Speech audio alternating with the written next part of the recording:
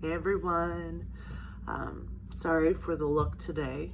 It is my coming out of COVID look apparently, which includes hair looking something like a fleur-de-lis. I don't know what's going on.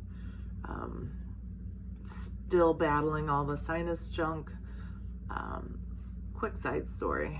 So we have two boys. They are 18 months apart and they could not be more different.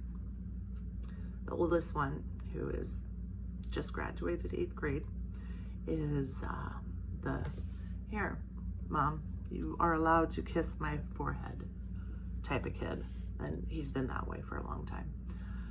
The second one, who is 12, could not be more opposite. First thing in the morning, comes downstairs, big bear hug.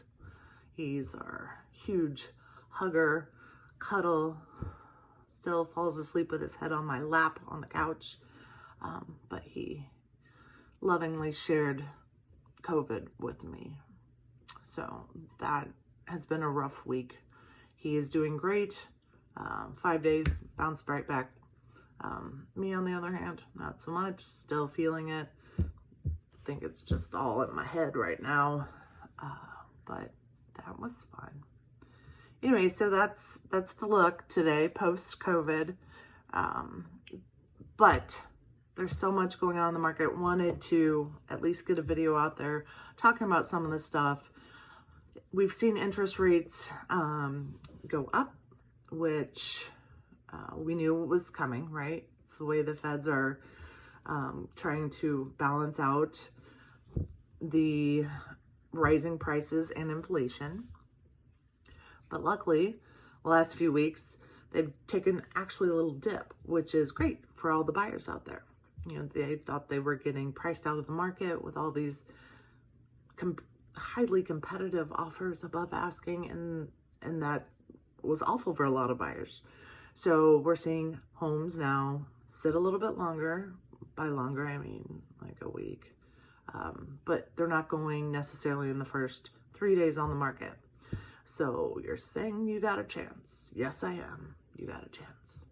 But first, what I need you to do is get a pre-approval. So to all my buyers out there right now, this message is for you. I really need you, before we start looking or continue looking for houses, talk to a lender. And I'm going to explain why it is so important to have the pre-approval in hand before we go shopping for houses. Okay, so number one, you need to know your budget. Not many people go shopping without a budget for anything. A car, furniture, clothes. It's important to know how much you have to spend on one of the most important purchases of your life. It is not a fun conversation for me to have with you if you fall in love with a house only to find out a few days later that you're not approved up to that amount. So before we go out shopping, we need to have a range of houses. Right now, that range might be lower than your top affordability point, just because prices are still somewhat going above asking. But we need to know that before we start. I seriously do not want to take you into houses that are above your price point only to be crushed later. That's not fun for anybody. Okay, so the second reason you need your pre-approval before we start is because you have to have a pre-approval before you submit an offer, or when you submit an offer. So if we go look at a house and you fall in love with it and you're like, yes, let's make an offer right now. If you don't have your pre-approval to me by that point, we can't submit an offer. That has to go along with the contract that we send to the listing agent. So pretty simple. You want to put an offer, you have to have the pre-approval letter or proof of funds if we're doing a cash offer. Okay, the third reason is because it makes you competitive against cash offers. So if you are one of the home buyers that will be financing a home purchase, there are ways to make your pre-approval still work in your benefit against cash buyers. So let me break that down a little bit.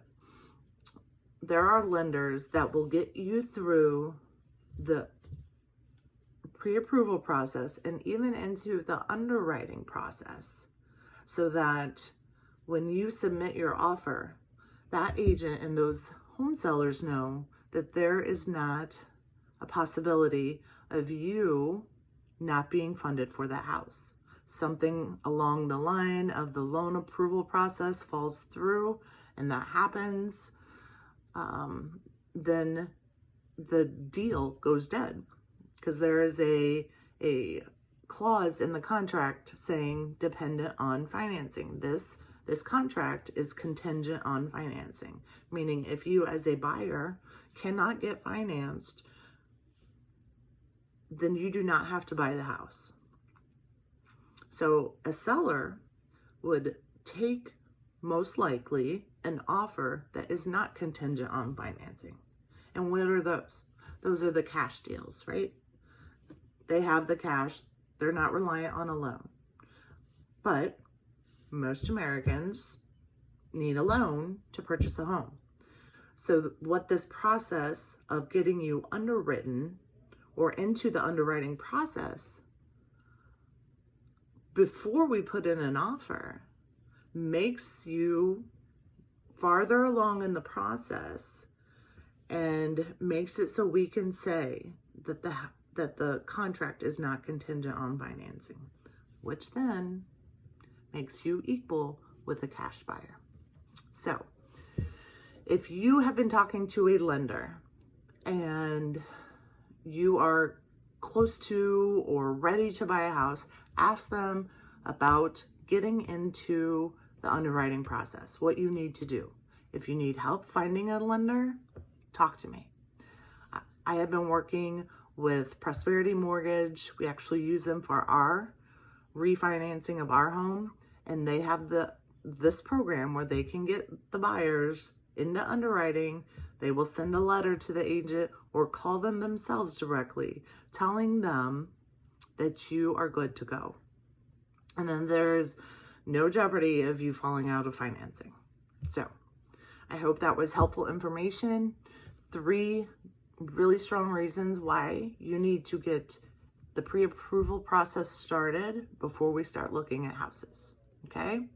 Hope you guys have a great week. I'll talk to you later.